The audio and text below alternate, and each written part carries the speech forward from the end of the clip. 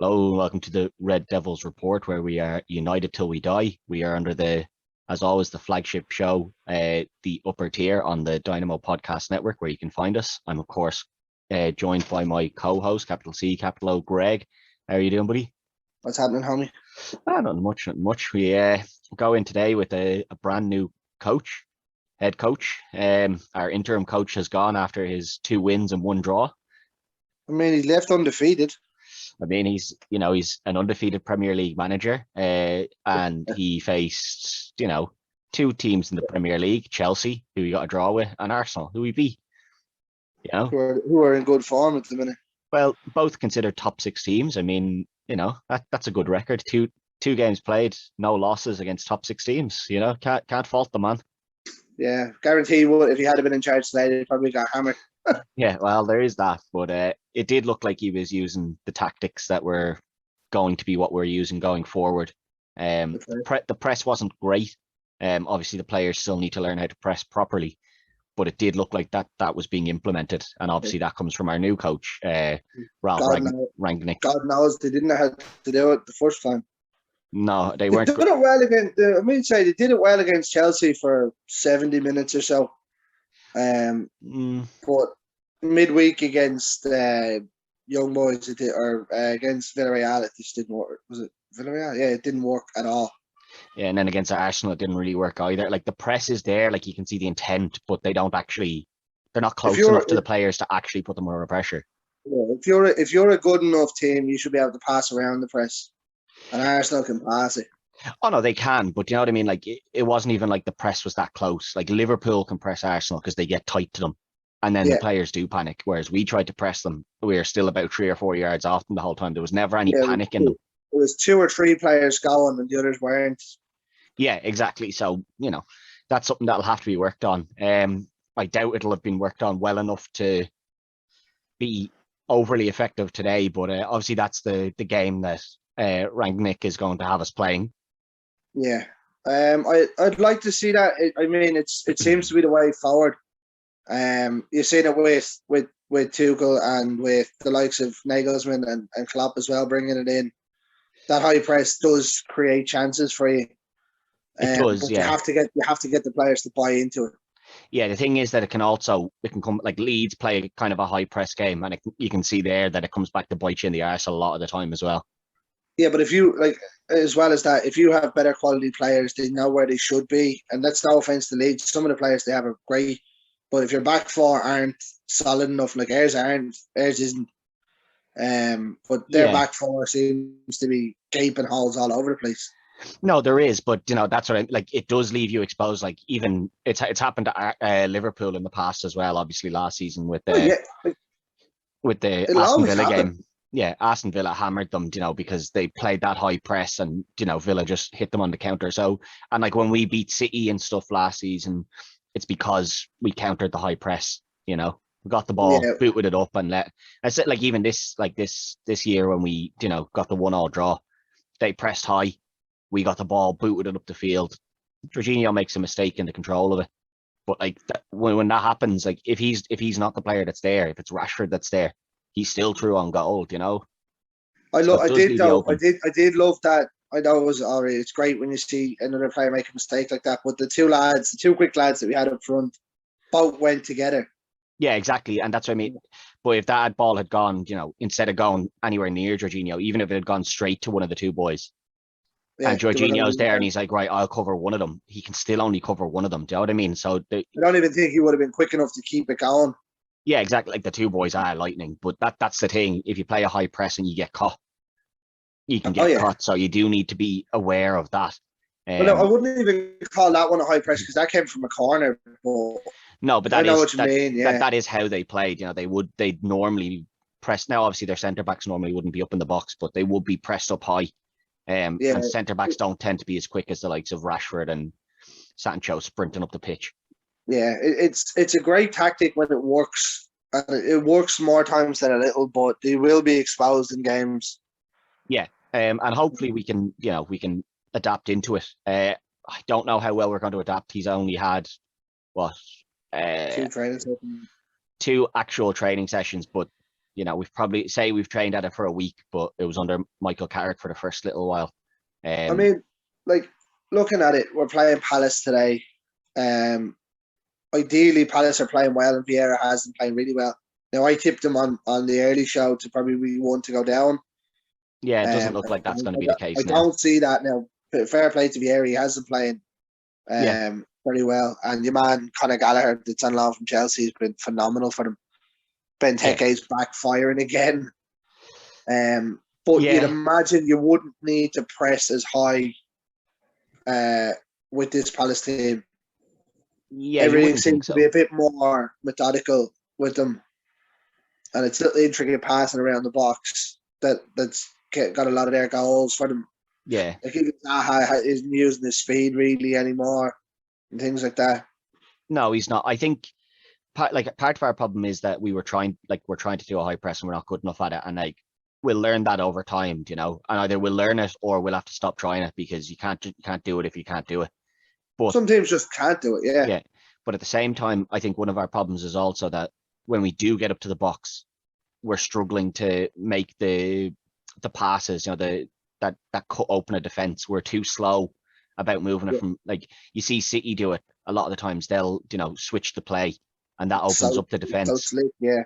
But we're too slow at switching the play. We'll pass it back and forward for a little bit and then switch the play. But by the time we've switched the play, their defenders already shifted over.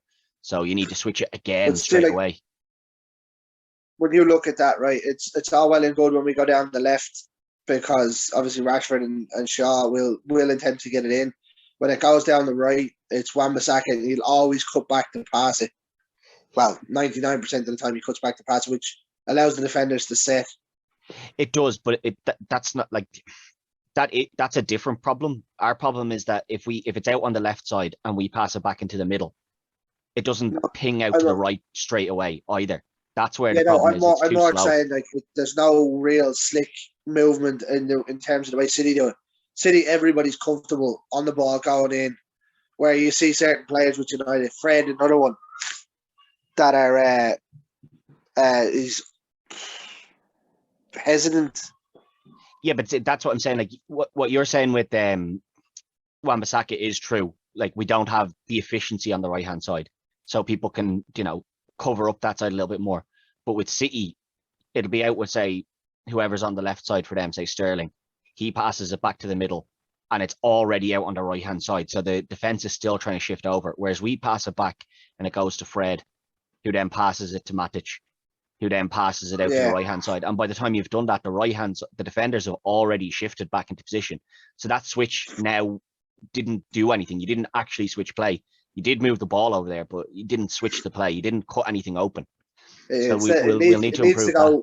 It needs to go from 2 or 3 passes to 1 pass. Yeah, and one quick one pass to Fred and then ping it. I'm not saying specifically it has to be Fred, but one pass to somebody who pings it out. And we have seen that done a couple of times. Sometimes it gets to Bruno and he pings it out there straight away.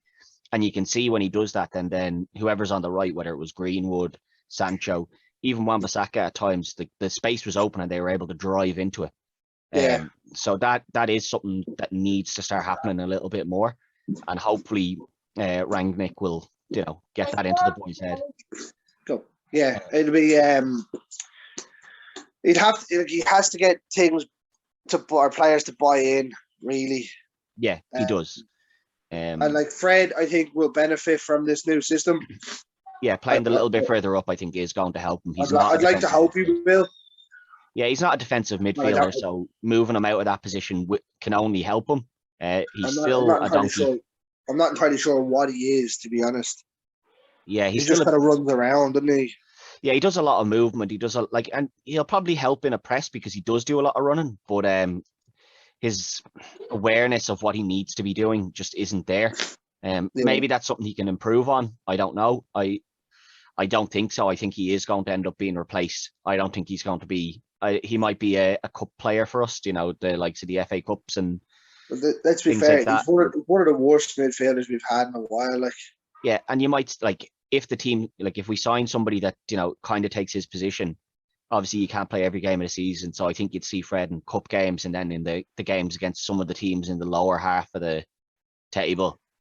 I wouldn't say if you're going to see him in the likes of that. If he became a squad player, The way he plays, it'll be the bigger games you see him in, where you're going to expect to sit back and do a bit more. Well, see, if you sign another defensive midfielder, then that one would be playing, is what I'm saying. Like that's what we're I going get to that, go but sign. like we've seen it loads throughout the years where we've had players like that. Yeah. And in the big games, Ferguson used to bring them on. You know what I mean? They used to play Park and things like that. Fletcher. Yeah, but Park was very different. Park was very intelligent in what he does. Like Fred seems to kind of lack that a little bit. There's no doubt. Like Park was a far superior footballing brain.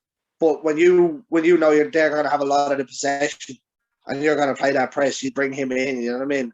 Yeah, you could, but I do think that eventually he is going to become more of a bit part player. Now, I'd love if I was proved wrong and that he became a huge success, but I don't personally see that. Obviously, there was a lot of talk with the pressing game coming in. Would Ronaldo be part of the plans? Right? Rangnick has come out now and said that Ronaldo is definitely a starter for him. He said that people. How could you not have him as a starter now? You know what I mean? I can see where the argument was that he doesn't play that pressing 100%. game. But Rangnick has come out and said, someone that age in that physical shape scoring this many goals, of course he's going to be an integral part of my plan. So, does that mean he'll start every game? I doubt it. What happens? First thing he does, drop him today. Now watch. Does it mean he's going to, start asking Ronaldo to press? No, I don't think so. I think Ronaldo will be told the rest of the boys will do a lot of work. You will be asked to do some pressing. I could see what happens with Ronaldo is either he starts him and plays him for 60 minutes and says press for those 60 minutes and then you'll be off, or he sits him for the first half of the game and then brings him on in the second half and goes, now you have 45 minutes and you need to be pressing. Like Ronaldo can't do it for 90 minutes, but he is in physically good enough shape that you could probably do it for 20 or 30. I don't know. I think he's definitely in enough shape to do it. Like it was for a long time, it hasn't been part of his game. But I think if he was to be told you're starting and you're going for the press, you press the goalkeeper. Yeah, but do you know what I mean? Like I think he can do it, but not for like you seen it at the end of that at the end of the game there on the weekend. He's or during the week, he sprinted the whole length of the pitch, but he was gassed after, and he got subbed off, but you could see he was struggling. He couldn't do 100%. that. He couldn't do that every week. I think what we'll start to see is Ronaldo will be a big part, but he'll either start games and play until 60 minutes, or he'll get subbed on around the 50, 60-minute mark. And that way you'll be able to have him play every week, but not play the 90 minutes every week. Wouldn't be a bad sub to bring on either, would it? Exactly. Like, everyone's tired. You bring Ronaldo on and you tell him you need to press now for the next 25 minutes and, use up everything you've got for those 25 minutes. And then you won't be playing next, you'll do the same next week. He can do that. He might not be, he is Ronaldo and everything. And there would be, oh, well, why didn't he start? Like if he scores, people will be like, oh, well, why didn't he start? We could add him scoring early. But, that's where tactical minds come in. They have to think about what's best for that player and what's best for the team. Yeah, well, you're talking about tactical minds. Like you're bringing in a coach who has a plan and has an idea here. Yeah, of exactly. The way he wants to go. Do you know what I mean? And there's a lot of managers, really, really good managers. Even like I said, I've already mentioned Tuchel, Klopp, Nagelsmann have all looked up to this guy as a manager. Yeah, exactly. And even Klopp's interview when he said it, he's like, it's a shame because he's going to Man United, but he's a very, very good manager. Like.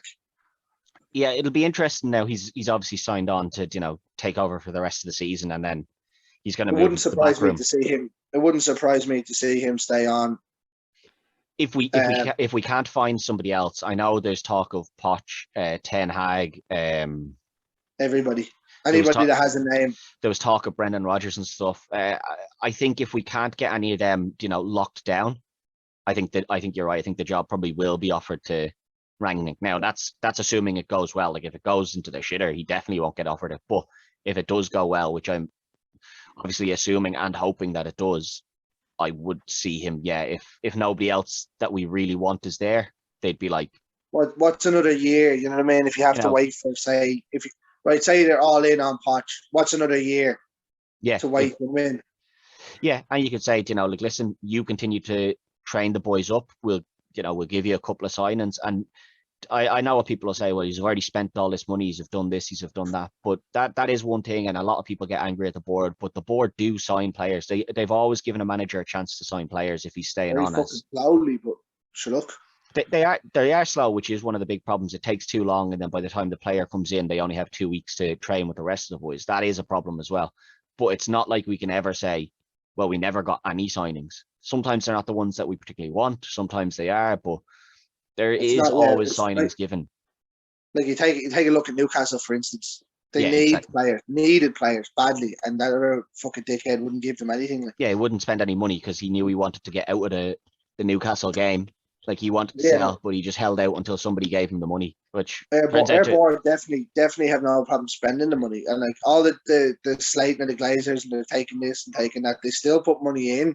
Yeah. No, that's not me agreeing with the guys. I wouldn't mind seeing them going. You know what I mean? They need to invest. They're going to invest. They need to invest properly. Yeah, no, like I wouldn't mind seeing them going either, but at the same time, we can't say that we haven't been given the chances to sign players. Like obviously, we all wanted to sign a centre defensive midfield this season, and we didn't get that. But I think that might have happened if the Ronaldo deal hadn't come. Possibly, I think it was still a bit late in the day for us to even get one over the line, considering how long it takes us. But it took us 6 hours. It took us 6 hours to sign Ronaldo. Yeah, but we rushed that one, to make sure we got it. And Ronaldo kind of made it easy from all the reports. Like he knew what he wanted. He wanted to come back to United, and he kind of made it a bit easy. But I don't know if you're going looking to try and sign a player who's like Kessié or something. It's not going to be that easy. So, it's got to be drawn out. Yeah, I don't know. Like we probably weren't going to get someone at that point anyway. But I think next season we'll definitely get one. Up against Palace this weekend or tonight, like today, you'd think this should be a win. It's obviously going to be tough with only a couple of days training, but you would think a win. What's it? It's a quick turnaround. Like it's a Thursday Sunday game, so it's the equivalent of the Europa League. Yeah. Palace had a good game midweek as well. I think, didn't they? I think they picked up a win midweek. They did. They've been on a decent enough run of form now. I was very surprised with Vieira, the way he has them playing. Obviously Benteke, I've already mentioned Benteke back in form. Like as much as it's gonna affect us, I do like seeing players like him back in. I like an old rough and tough centre forward. I know he played for Liverpool, but I was always a fan of him even when before he went to Liverpool. Yeah, he's a strange player because he's never going to be a top striker. He's never going, like when he went to Liverpool, it was a bit weird because I was like, oh. He was a top striker before he went to Liverpool. I don't know. I don't think he was. I think he was a big fish in a small pond at the time. And then when he got into a bigger pond, it was kind of like you saw how average he was. You'd have to build the team entirely around him, and he's not good enough for that to be the case. Yeah. But it was the same like Andy Carroll and things. I do like seeing those big centre forwards. There's not many of them anymore now. Yeah. But you do have to build the team around them. And if they're not like a top class one, that you can rely on to be bagging 20, 30 goals every season, then you can't build the team around them, Like you have to build that Liverpool team around the likes of Salah at the moment, Conor Gallagher as well, and now from Chelsea has been phenomenal for Palace. Yeah, yes, been a great signing for them. Chelsea's academy are rolling out players left and right now. And they have been for a couple of years. There's a lot of young lads. There's about 200 of them out on loan. Yeah, and a lot of them are really top quality. And then Chelsea have obviously kept hold of some of them as well. The ones that were best, they kept hold from themselves. Yeah, but even that, like some of them are gone out and they will come back. Yeah, of course. Well, that's what always happens. What's your man's name? Gilmore that went to Norwich. He's going to take over from Kante. I think Lamptey as well he's a Chelsea boy, isn't he? I think he's gone though, isn't he? I think he's gone. I think he might be gone, but he's still, he is a Chelsea boy as well. Like he's brought up through their system, you know what I mean? So there is. Oh yeah, same as your man, the fullback off Southampton, the right full or left full off Southampton. Yeah, they're producing very, very top quality players. Obviously you can't keep all of them, so you do sell them eventually. But she has a good job there. The CEO is putting in buyback clauses for little to nothing on them. Yeah, she's very smart in what she does. Yeah. But obviously with Palace, I think I do see us conceding here. I don't think we'll shut them out. Especially if you're playing I a think pressing game. I think Benteke will rough up the two centre backs. I think Zaha. I know you were saying he isn't doing a whole lot of. No, it's not even that he's not doing a whole lot. It's just remember that he used to use his pace. No, that's what I was saying. I know he's not doing a whole lot of his pace, to run in behind anymore. It's a bit more intricate than that. But I do think that they'll, Vieira will notice the two centre backs that are playing, which are presumably going to be Maguire and Lindelof, and he'll say, "Get in behind them, use that pace because you have it to burn against them." There's talks that Varane could be back today. Yeah, I think you might see Varane get maybe 20 minutes. Yeah, he might get 20 minutes or he might be on the bench or whatever. I can't see him starting because of exactly what happened the last time he was back and then he played and then he went out straight away. I think there'll be a bit different injury this time though. Yeah, that was the only thing. Yeah, but if you were injured and you came back, then there's always that thing of, well, were they worried about the other injury and then overcompensated somewhere else and then picked up an injury because of that? I think he'll be filtered back in that little bit slower. I don't think he'll be rushed back. Yeah, no, I can't see him being back today now, but I was reading the report saying that he could play. Yeah, I think if this was a game like Chelsea or Liverpool or Man City, you could see him rushed back. But I think, there should be enough confidence there that we can beat Palace without needing Varane to start. Do you know what I mean? Yeah. Like I wouldn't mind seeing him on the bench now and then next week. Right, we've a couple of games coming up really quick now over the Christmas. Having him back will be a major boost. Yeah. Oh, yeah, definitely. Having him back over the Christmas. And I think you'll need to rotate between him, Maguire and Lindelof over the Christmas. Maguire's going to play. Once Maguire's fit, he's going to play every game. He did last season. You know what I mean? know, yeah, but with this new manager, you wouldn't know. If Maguire continues to make mistakes, you could drop him. It wouldn't surprise me now. I know nothing's come out yet, but it wouldn't surprise me to see Maguire not as captain today either. I'd say he'd probably leave him for this first week anyway. He won't make any big decisions like that until, he's had a chance to actually coach them for a little bit.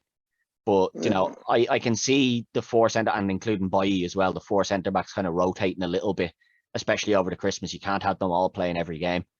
I know we're not playing great and thing, but our Christmas period isn't bad. Yeah. Now, that being said, we could see Bailly start today because of that pace of Zaha. They might say, let's try him. He could do that. Now, that being said, I think Lindelof had a very good game against Arsenal. I thought Lindelof was very good against Arsenal. I thought he did a lot of great. At Arsenal, yeah, I think he did very well in covering a lot of stuff. Passes working out from the back. I was watching the Arsenal game, but I watched most of it before I had to go to work. Arsenal didn't really look like score. I know they scored twice, but a lot of the play was in front of us, doing nothing with it. Do you know that kind of way? Yeah, it was. But I think when Lindelof was called on, I think he did do quite a good job.